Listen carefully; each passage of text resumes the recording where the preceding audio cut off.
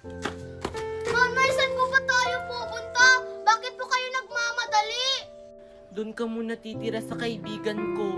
Pansamantala. Bakit doon po ako titira? Di ba may bahay po tayo, nanay? Wala kasi magbabantay sa'yo sa bahay. Aalis na kasi si nanay. Ano po, nay? Bakit niyo po ko iiwan? Para naman to sa kinabukasan mo, anak, tong gagawin ko. Anong gagawin ko kapag hindi ako pupunta ng ibang bansa? Paano kita mabubuhay? Alam mo namang iniwan na tayo ng tatay mo. Ayoko pong umalis ka, nay. Huwag niyo po akong iwan. Ano ka ba naman, anak? Intindihin mo yung desisyon ko. Para naman to sa kinabukasan mo. Tara na. Nag-aantay na yung kaibigan ko doon. Nay, wag! Nay!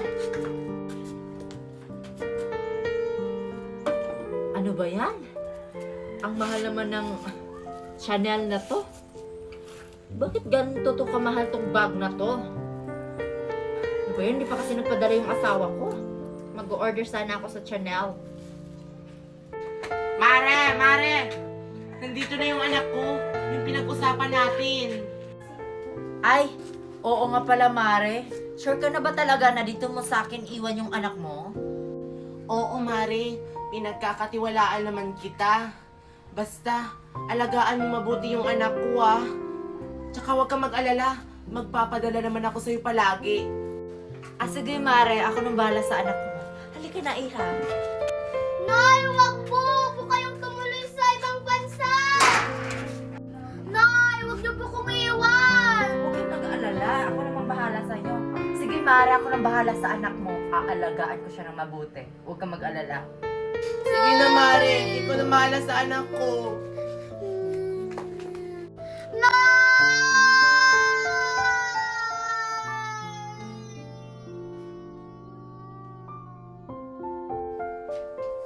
Mommy, what's the ulam? Nagugutom na po kasi your daughter.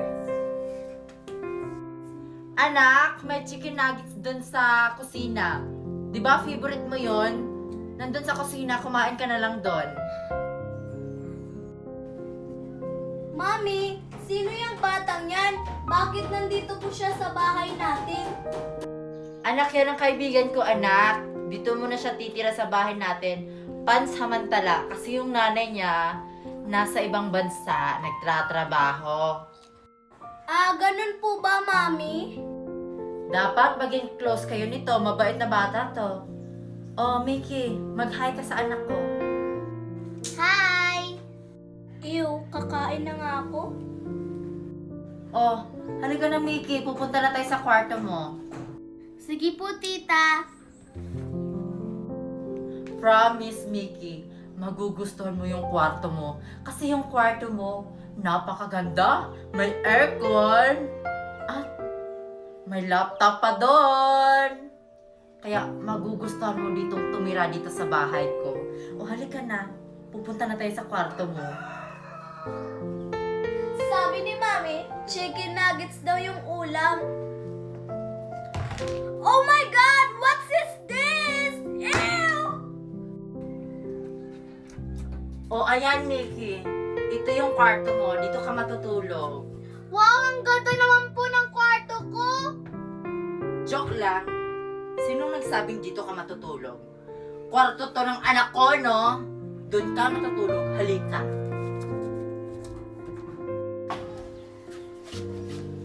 Diyan ka matutulog.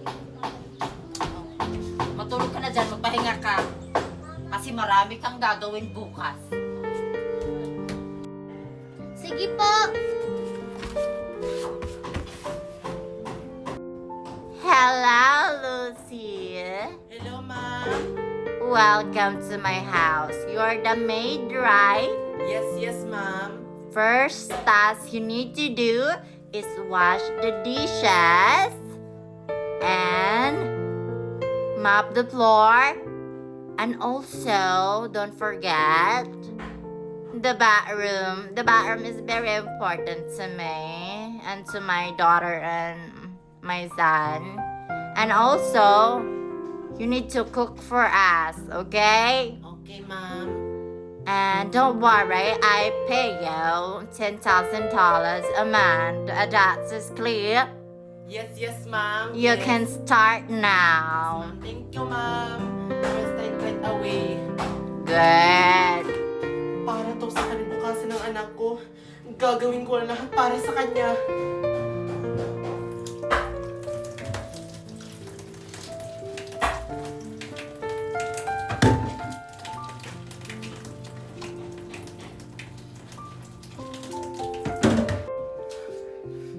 Good morning po. May pagkain na po ba? Nagugutom na po kasi ako. Naku, wala pa tayong pagkain. Ang tagal mo kasing gumising, bata ka. Ang sarap naman ng tulog mo. Di ba sinabihan na kita na maaga kang gigising kasi ikaw yung maghahanda ng breakfast? Ha? Ano ngayon? Wala tayong makakain? Kumilos ka na doon, maghanda ka na. Nagugutom na kami ng anak ko. Wala ka naman pong sinabi sa akin, tita. Wala pala akong sinabi kahapon. O ngayon, sinabihan na kita. Make a breakfast for us! Kasi nagugutom na kami. Ang tamad-tamad, nakikitira lang naman. Sige po, tita. Gagawa na po. Dapat lang. Ay, teka lang. Mickey. Ano po yun, tita? Pagkatapos mo palang gumawa ng breakfast, Mickey, linisan mo yung CR at saka yung kwarto ng anak ko at ng kwarto ko at labhan mo na rin yung mga damit namin kasi marami na. At palaguan mo yung aso namin na si Chow Chow. Okay? Sige po, tita. Mabuti na lang talaga. Dito iniwan ni Mare yung anak niya. May mauutusan na kami. Hindi na namin kailangan ng maid. Oy anak, pag may kailangan ka, utusan mo lang yung bago nating maid, ha? Okay, mami. Miss na miss ko na yung anak ko. Kamusta na kaya siya sa Pilipinas? Huwag kang mag-alala, anak. Gagawin ko ang lahat para sa'yo. Kahit nasa malayo ako.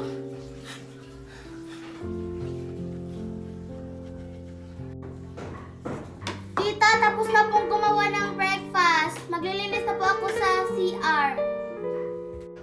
Oy anak, tapos na siya gumawa ng breakfast. Halika na, kumain na tayo. Thank you so much. Tapos na rin.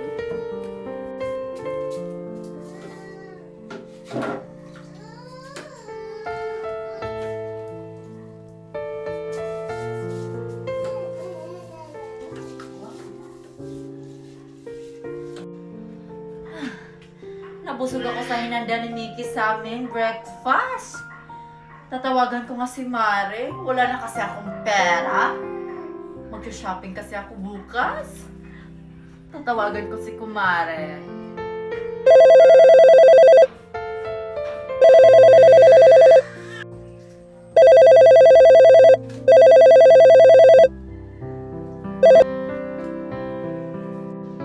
Oy, Mare. Buti naman sinagot mo. Akala ko hindi mo sasagutin. Manghihingi sana ako ng pera para sa anak mo kasi nanghihingi. Magkano ba yung kailangan ng anak ko, Mare? 30,000 daw, Mare, kasi may bibilhin daw importante yung anak mo. Sige, Mare.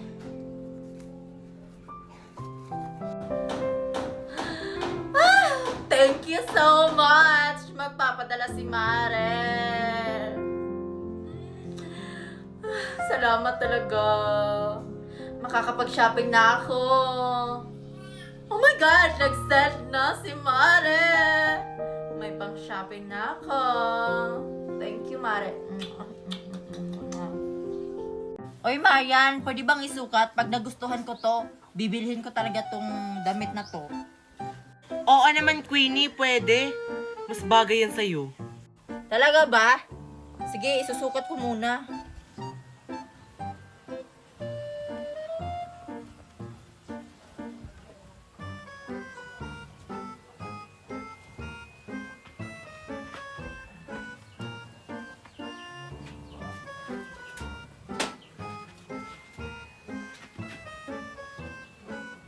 Hala, ang ganda. Isusukat ko to. Ayan, Marian. Maganda ba? Bagay na bagay sa'yo, Queenie! Kunin mo na yan! Para martis. Sige, kukunin ko to. Pwede to panggala sa mall. Bibili pa ako ng marami. Ito na lang yung jacket ko, kunin ko, Marian. Oh, 10 pesos lang yan. Yan lang yung bibilhin mo? Wait lang, mamili muna ako.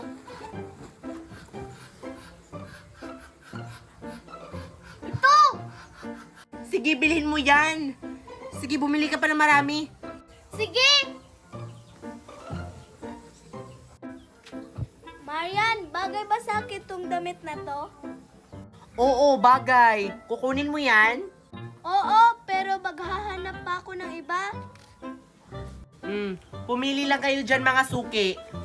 Asan pa ba yung mas maganda ditong ukay-ukay? Wala na kasi akong makita.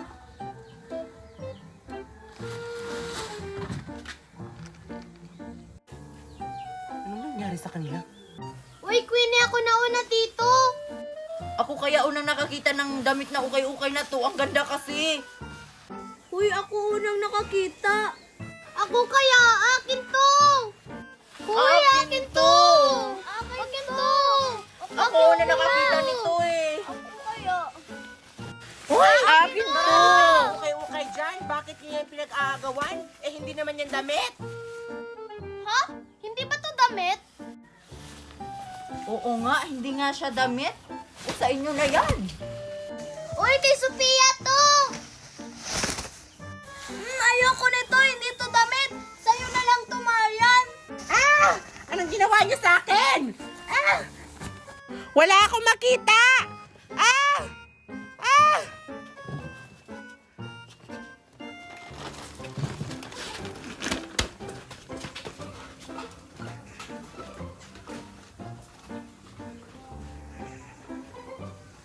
Hoy! Anong ginawa niyo sa akin? Nasaan na yung mga paninda kong ukay-ukay? Bakit nawala?